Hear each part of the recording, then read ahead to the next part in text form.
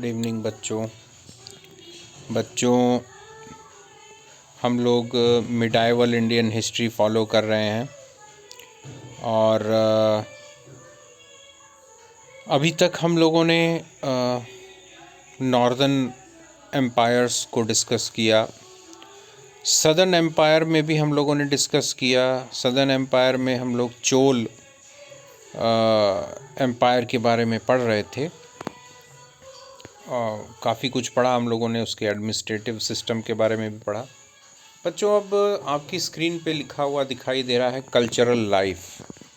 तो चोल एम्पायर में cultural life society की किस तरह की थी उसको हम लोग डिस्कस करेंगे।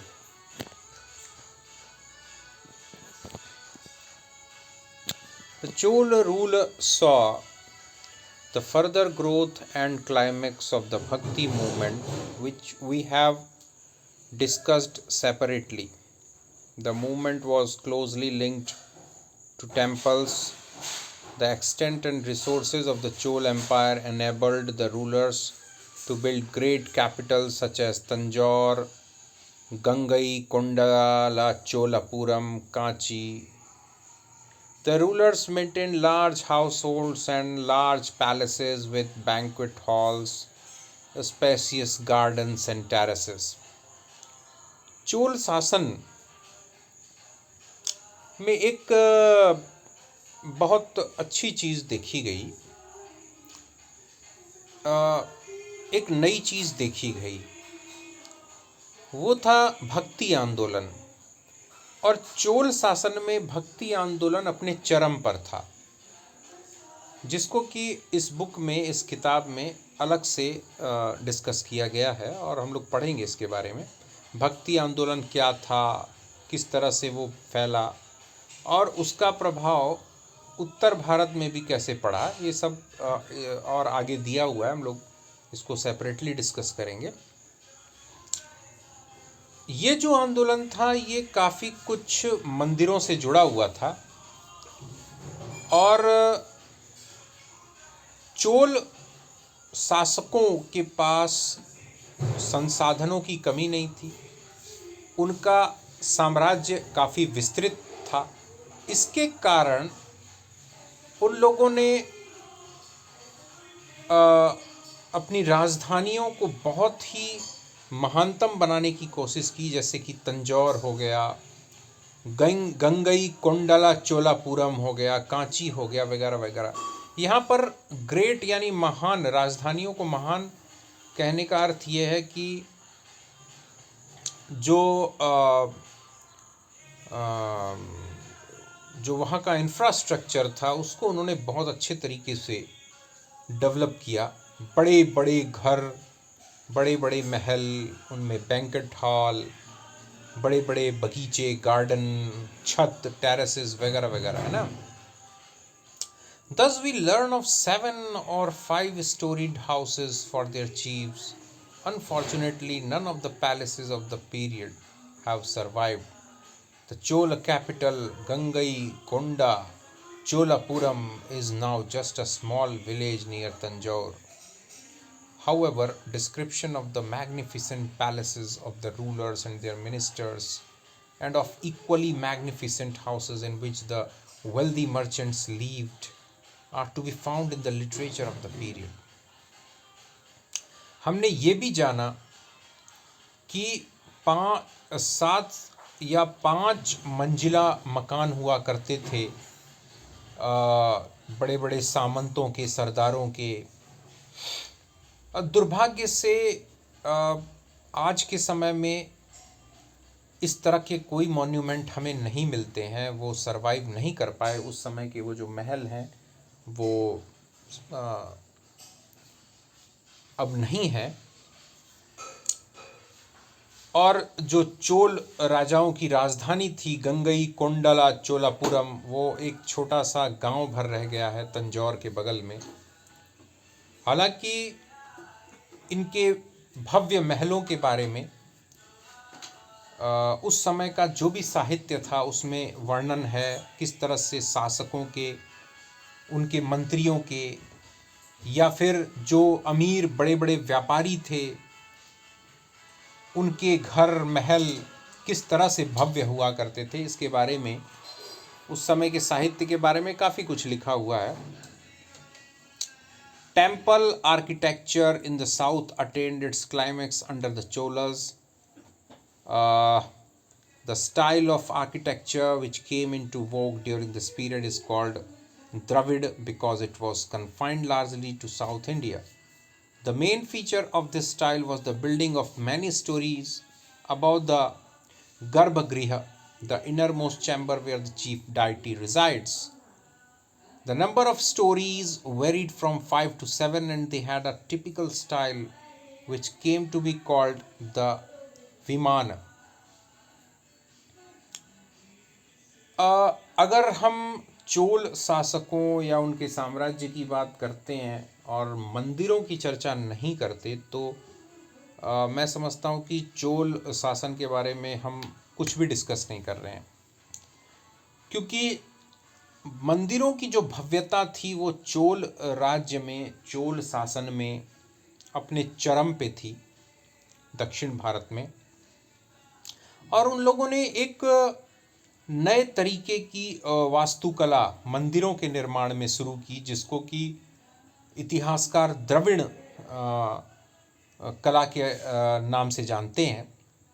चूँकि द्रविड़ जो एक रेस है, एक नस्ल है, जैसा कि इतिहासकार बोलते हैं दक्षिण भारत के लोगों के लिए की, तो जैसे हम लोग जनरली बहुत से इतिहासकार जो हैं वो भारतीय समाज को दो भागों में बांटते हैं, उत्तर भारतीय समाज, दक्षिण भारतीय समाज। और उत्तर भारतीय समाज को आर्यन रेस का बतलाया जाता है और दक्षिण भारतीय समाज को द्रविड़ रेस का बताया जाता है। तो द्रविड़ शब्द शायद मुझे लगता है वहीं से लिया गया।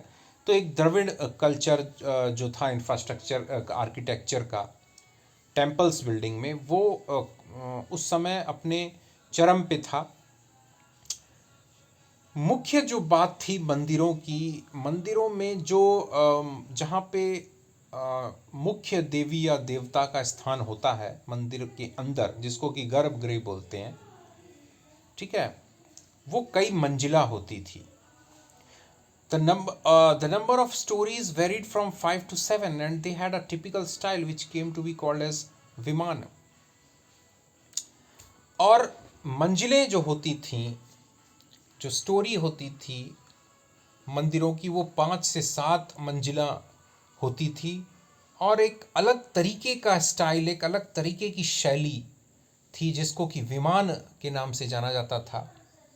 A pillared hall called mandap with elaborately carved pillars and a flat roof was generally placed in front of the sanctum. It acted as an audience hall and was a place for various other activities such as ceremonial dances which were performed by the Devadasis, the women dedicated to the service of the gods.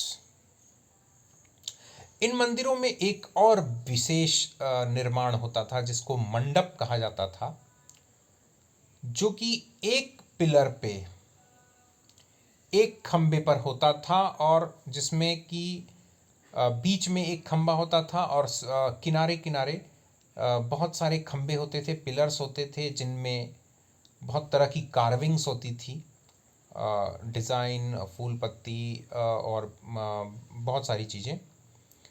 और ऊपर flat roof होता था, एकदम सपाट छत। और ये मंडप जो होते, ये मल्टीपर्पज़ हॉल जिसको बोलते हैं, जिसमें कि लोग जो हैं, बहुत सारे लोग आते थे, बैठते थे, मीटिंग होती थी, या नृत्य की परफॉर्मेंस वगैरह जो देवदासियां करती थी। देवदासी उनको कहा जाता था, ऐसी महिलाओं को जो ईश्वर की सेवा के लिए होती थी, भगवान की सेवा के लिए होती थी। तो मंडप में बहुत तरह की, यहाँ तक कि मंडप में जो मंडप हॉल होता था वो मल्टीपर्पज़ हॉल होता था। वहाँ मीटिंग्स भी होती थी, फेस्टिविटी भी सेलिब्रेट की जाती थी, डांस परफॉर्मेंस भी होता था, ठीक है। Sometimes a passage run around the sanctum so that the devotees could go around it. इसके अलावा जो मुख्य जो गर्भगृह होता था, उस गर्भगृह के चारों तरफ एक रास्ता बना रहता था पतला, परिक्रमा करने के लिए, ताकि जो भक्त हैं वो परिक्रमा कर सकें. Images of many other gods could be put in this passage. This entire structure was enclosed in a courtyard surrounded by high walls, which were pierced by lofty gates called gopurams. बच्चों, जो मैं वर्णन कर रहा हूँ इन सब मंदिरों के बारे में, या जो इसमें लिखा हुआ है,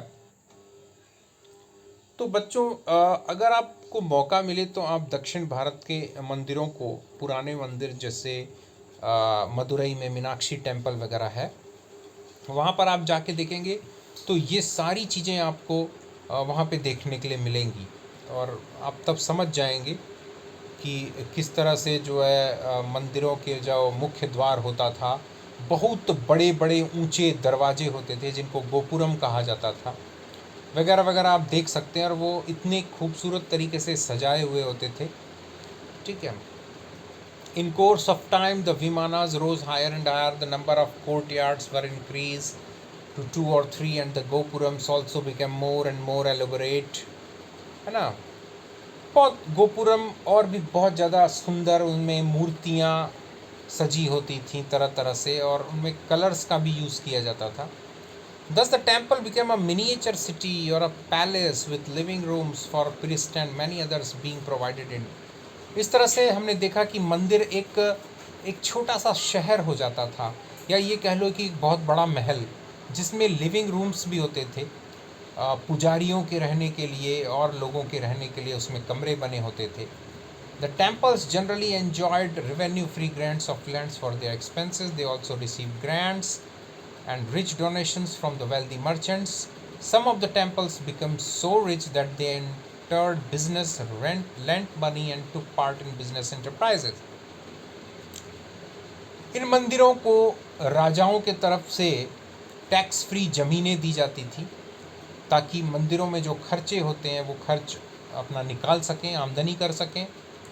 इसके अलावा बहुत दान आता था, राजा की तरफ से दान मिलता था, बड़े बड़े व्यापारी दान देते थे मंदिरों में, और कुछ मंदिर तो इतने ज़्यादा अमीर होते थे, इतने ज़्यादा रिच होते थे कि वो लोग बिज़नेस तक करते थे, पैसा उधार देते थे सूद पर. इसके अलावा बहुत तरह के बिज़नेस को कैरी ऑन करते थे. They also spend money on improving cultivation, digging tanks, wells, etc. and providing irrigation channel. इसके अलावा मंदिर कुछ सामाजिक उपयोगी काम भी करते थे, जैसे वो लोग कृषि को विस्तार या कृषि की स्थिति को अच्छा करने के लिए खर्चा करते थे. टैंक वगैरह, पानी इकट्ठा करने के लिए टैंक वगैरह खुदवाते थे, कुआं खुदवाते थे. इसके अलावा सिंचाई के बहुत तरह के साधन किसानों को विकसित करने में पैसा खर्च करते थे. बच्चों, आज का वीडियो हम यहीं तक पढ़ते हैं, और कल हम लोग इसको और आगे बढ़ाएंगे, इसी जो टॉपिक है इसको. बच्चों, आप लोग कमेंट सेक्शन में जाइए और बताइए कि आप लोगों को ये सारी चीज़ें कैसी लगती हैं. लाइक करिए, शेयर करिए, अधिक से अधिक कमेंट करिए, और मेरे चैनल को सब्सक्राइब करिए. ओके बच्चों, गुड नाइट.